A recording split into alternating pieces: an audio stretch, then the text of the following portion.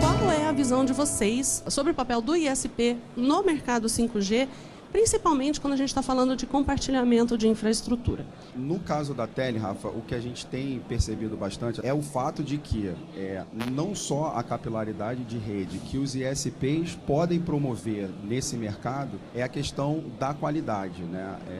Não basta ter essa capilaridade, não basta ter essa fibra ótica chegando nas antenas, a densidade de antenas hoje em dia, obviamente, vai ser muito maior, mas você tem diversas aplicações, diversos protocolos que são hoje em dia exigidos pelo espectro 5G, que há uma necessidade também de pensar na tecnologia que você vai implementar nessas localidades. Por exemplo, a Tele tem feito um projeto aí com algumas operadoras móveis, por ter exatamente essa capilaridade em locais assim bem do interior, principalmente no Nordeste, em que a gente vê uma necessidade, por exemplo, de colocar um last mile, mas que aceita protocolos multicast, que atende um MTU de acima de 9.000, e isso limita muito a atuação de alguns ISPs, por exemplo, que tem ali uma rede GPON, uma rede SD-WAN, ou seja, você consegue dar uma viabilidade pelo fato de você ter a presença naquela localidade, mas não que atende a alguns determinados requisitos solicitados pelas operadoras móveis. É uma visão que abrange não só a parte de infraestrutura, mas que abrange também a eletrônica que você vai implementar. Como que vocês da Tele estão se preparando,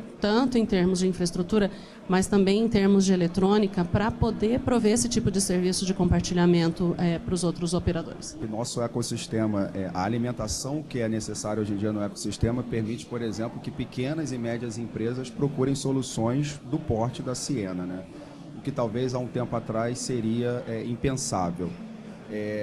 No nosso caso, você se credencia, por exemplo, para participar de alguns projetos pelo simples fato, sim, de ter uma rede subterrânea, de ter uma rede com uma resiliência interessante que é exigida no mercado, principalmente no mercado de wholesale.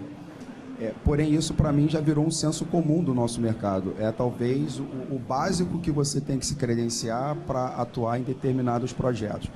O que a gente tem enxergado, e a Tele se fez valer, por exemplo, de uma solução que a gente possui no gasoduto da Petrobras, que além da resiliência, além de entregar uma solução com uma eletrônica parruda, entregar também uma latência baixa. A gente está falando muito de 5G e a gente também tem que lembrar das obrigações do 4G que vieram junto com os editais. Então, você tem, dentro do cronograma da Anatel, atendimento em cidades, por exemplo, de 600 habitantes. Vocês vão entender muito mais disso do que nós, para chegar com uma solução nessas cidades que atenda a essas obrigações regulatórias.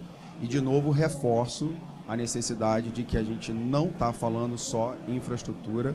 Existem aplicações que a gente nem conhece atualmente. Quando a gente já falava em edge computing, a gente já falava dessa necessidade de levar um conteúdo para a borda, por conta das novas aplicações que a gente passaria a ter. E o 5G vai reforçar mais ainda essa necessidade. Então, assim, o que a Tele tem se preocupado hoje, mas muito mais do que atingir uma nova capilaridade, fazer projetos de expansão de rede, é fazer isso olhando o que o mercado tem nos demandado. Existem aplicações de 5G que a gente ainda nem consegue vislumbrar, a gente ainda não conhece, a gente não sabe que aplicações vão ser essas, nem quais são os requisitos ou quais serão os requisitos dessas aplicações. A gente já precisa se preparar para esse futuro. É muito óbvio que latência, que capacidade, que tudo isso vai ser muito importante. Como que a gente garante que você está levando essa qualidade para o usuário final? Eu acho que a gente, como até você reforçou, Rafa, a gente ainda não sabe as aplicações que vão vir através do 5G e quais requisitos a gente vai começar a receber aí dos nossos clientes.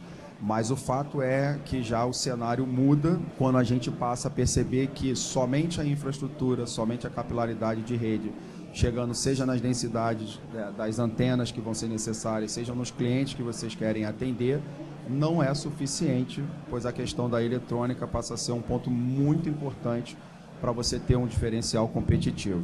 O que a Tele tem feito é realmente se preocupar nessas duas vertentes, né? Obviamente, ter a expansão de rede é um desejo de toda operadora, de todo provedor, mas ter essa expansão sem perder a questão da qualidade do serviço e tentando trazer principalmente aí alguns fatores que nos tornem competitivos, né?